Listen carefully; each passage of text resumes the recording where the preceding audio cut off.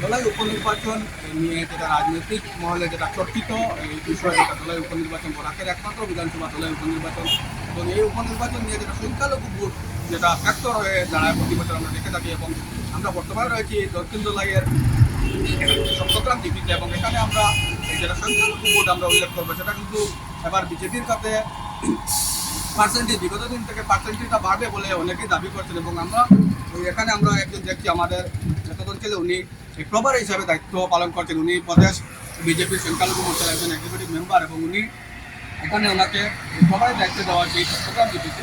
তো আমরা ওনার প্রতিক্রিয়া এবং এবারে এই সংখ্যালঘু ভোট কতটুকু বাড়তে পারবে উনি বিগত দিন থেকে উনি এখানে এই জিপিতে কাজ করছেন। তো ওনার আমরা এই প্রতিক্রিয়া নেব উনি কি বলতে চাইছেন। সর্বপ্রথমে আমি পূর্বাঞ্চল প্রতিদিন আমার সাংবাদিক ভাইকে অনেক ধন্যবাদ যে আপনাদের মাধ্যমে যে আমার মূল্যবান কথাগুলা যাবে।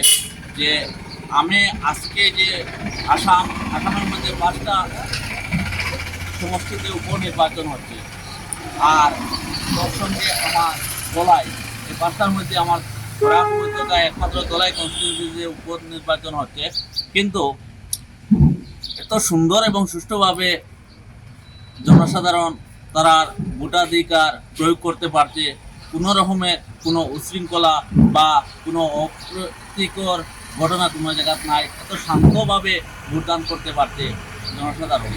আর এটা সম্ভব হচ্ছে একমাত্র ভারতীয় জনতা পার্টির সরকারের দ্বারা। কারণ বিগত দিনে আমরা দেখছি এরকম ভোটদান হলে ভোট আসলে পরে বিভিন্ন জায়গা হাল্লা চিৎকার গন্ডগোল বা অপ্রীতিকর কোনো ঘটনা প্রায় ঘটত, কিন্তু আজকে এত ভালো লাগছে যে এত সুন্দরভাবে। এর লাগে আমি সর্বপ্রথমে আমার ভারতীয় জনতা পার্টি বিজেপির সরকার আসামের মাননীয় মুখ্যমন্ত্রী হেমন্তজিরে ধন্যবাদ জানাই। তার সঙ্গে আমি নির্বাচন আয়োগরে ধন্যবাদ জানাই, আমাদের কাছাড় জেলা কমিশনার ওনাকে ধন্যবাদ জানাই, কাছাড় ডিস্ট্রিক্ট অ্যাডমিনিস্ট্রেশনকে ধন্যবাদ জানাই।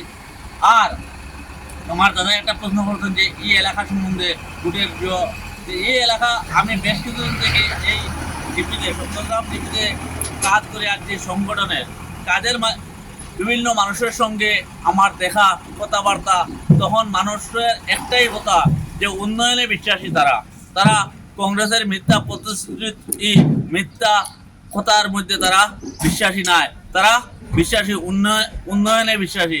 উন্নয়ন কিভাবে এখানকার দলার প্রাক্তন বিধায়ক তথা প্রাক্তন মন্ত্রী এবং বর্তমান শিলচর লোকসভার মাননীয় সাংসদ শ্রীযুক্ত পরিমল শুক্লবৈদ্য মহাশয়ের যে কাজের মাধ্যমে যে উন্নয়ন এনেছেন দলাইবাসীকে, সেটার উপর বিশ্বাস রেখে সংখ্যালঘু ভোটগুলো ভারতীয় জনতা পার্টির প্রার্থী স্নেহারঞ্জন দাস মহাশয়ের পক্ষে যাচ্ছে এবং আমি আশাবাদী যে দলাই সমষ্টি থেকে প্রচুর পরিমাণে সংখ্যালঘু ভোট ভারতীয় জনতা পার্টির প্রার্থী স্নেহারঞ্জন দাস মহাশয় পাবেন এবং আমাদের স্নেহারঞ্জন দাস জয় নিশ্চয়।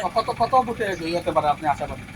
25 থেকে 30,000 ভোট বেশি জয়লাভ করবেন আমাদের প্রার্থী স্নেহারঞ্জন দাস মহাশয়।